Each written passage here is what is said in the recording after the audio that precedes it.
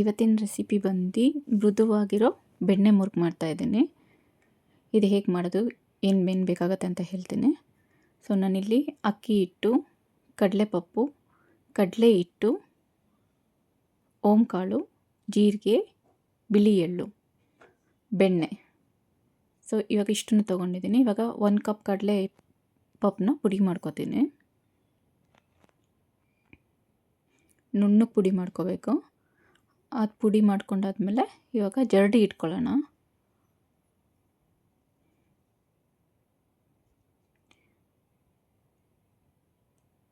ಅವಾಗ ಅದು ಗಂಟಿರೋದೆಲ್ಲ ಬಂದ್ಬಿಡುತ್ತೆ. ಇಲ್ಲಾಂದರೆ ಮಧ್ಯ ಅದು ಸಿಕ್ಕಿದ್ರೆ ಅಷ್ಟು ಚೆನ್ನಾಗಿ ಅನಿಸಲ್ಲ. ಇವಾಗ 1 ಕಪ್ ಕಡಲೆ ಹಿಟ್ಟು ಹಾಕೋತಾ ಇದ್ದೀನಿ. ಸೊ ಇಲ್ಲಿ ನಾನು 1 ಕಪ್ ಕಡಲೆಪಪ್ಪು, 1 ಕಪ್ಪು ಕಡಲೆ ಹಿಟ್ಟಿಗೆ 4 ಕಪ್ಪು ಅಕ್ಕಿ ಹಿಟ್ಟು ಹಾಕ್ತಾಯಿದ್ದೀನಿ. ಇವಾಗ ಜೀರಿಗೆ ಇದು ಎಲ್ಲ ಓಂಕಾಳು ಎಳ್ಳು ತೊಗೊಂಡಿದ್ರಲ್ಲ ಅಷ್ಟನ್ನು ಹಾಕ್ಕೊಂಡು ಉಪ್ಪು ಹಾಕ್ಕೋತೀನಿ. ಇಷ್ಟನ್ನು ನೀಟಲ್ಲಿ ಮಿಕ್ಸ್ ಮಾಡ್ಕೊಳ್ಳೋಣ.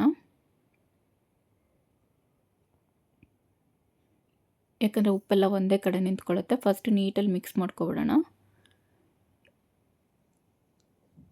ಇವಾಗ ನಾನು 100 ಗ್ರಾಮ್ ಬೆಣ್ಣೆನ ಸ್ವಲ್ಪ ಕರಗಿಸ್ಕೊಂಡಿದ್ದೀನಿ. ಆಗ ಅದನ್ನು ಹಾಕೋತಾ ಇದ್ದೀನಿ. ಹಾಕ್ಕೊಂಡು ನೀಟಲ್ಲಿ ಬೆಣ್ಣೆನ ಮಿಕ್ಸ್ ಮಾಡ್ಕೊಳ್ಳೋಣ. ಈ ಥರ ಹಿಂಗೆ ಕಟ್ಟಿದ್ರೆ ಈ ಥರ ಉಂಡೆ ಬರಬೇಕು, ಅಷ್ಟು ನೀಟಲ್ಲಿ ಕಲಿಸ್ಕೋಬೇಕು. ಅದು ಬಂದಾದಮೇಲೆ ಇವಾಗ ಸ್ವಲ್ಪನೇ ನೀರು ಹಾಕ್ಕೊಂಡು ಚಕ್ಲಿ ಹಿಟ್ಟಿನ ಅದಕ್ಕೆ ಕಲಿಸ್ಕೊಳ್ಳೋಣ. ಸ್ವಲ್ಪನೇ ಹಾಕ್ಕೊಳ್ಳಿ, ಇಲ್ಲಾಂದರೆ ನೀರು ಜಾಸ್ತಿ ಆಗಿಬಿಟ್ರೆ ಕಷ್ಟ.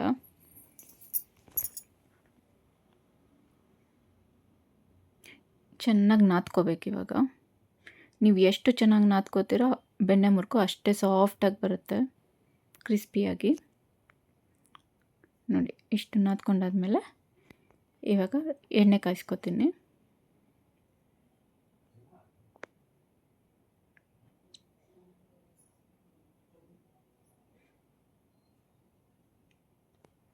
ಇವಾಗ ಈ ಚಕ್ಲಿ ಒಳ್ಳು ತೊಗೊಂಡು ಇದಕ್ಕೆ ನೀಟಲ್ಲಿ ಎಣ್ಣೆ ಸವರ್ಕೋತೀನಿ.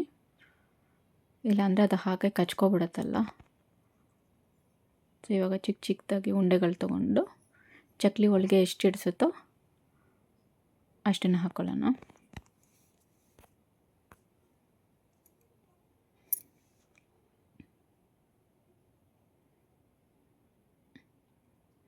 ಅಷ್ಟನ್ನು ಹಾಕ್ಕೊಂಡು ಇವಾಗ ಅದನ್ನು ಒತ್ತುತ್ತಾ ಬನ್ನಿ. ಇದಕ್ಕೇನು ಶೇಪ್ ಬೇಕಾಗಿಲ್ಲ. ಸೊ ಹೆಂಗಂದ್ರೆ ಹಂಗೆ ಒತ್ಕೊಂಡ್ರೂ ಆಯಿತು. ಬಟ್ ಎಣ್ಣೆ ಅಲ್ಲಿ ಹುಷಾರಲ್ಲೇ ಒತ್ಕೋಬೇಕು.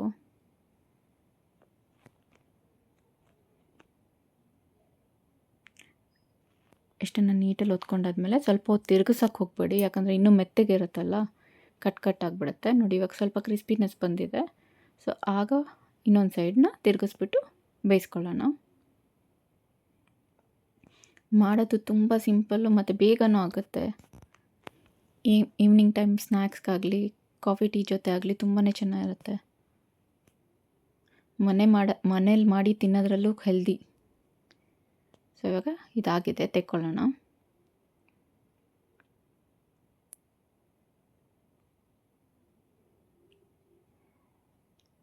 ಸೊ ಇವಾಗ ಸ್ವಲ್ಪ ಇದಕ್ಕೆ ಕರ್ಬೇವಿನ ಸೊಪ್ಪನ್ನ ಕರ್ಕೊಳ್ಳೋಣ. ಕರ್ಬೇವಿನ ಸೊಪ್ಪು ಫ್ಲೇವರ್ಗೆ ಚೆನ್ನಾಗಿರುತ್ತೆ. ಸೊ ಇವಾಗ ನೋಡಿ ಇದನ್ನು ಕ್ರಿಸ್ಪಿಯಾಗಿದೆ. ಇದನ್ನು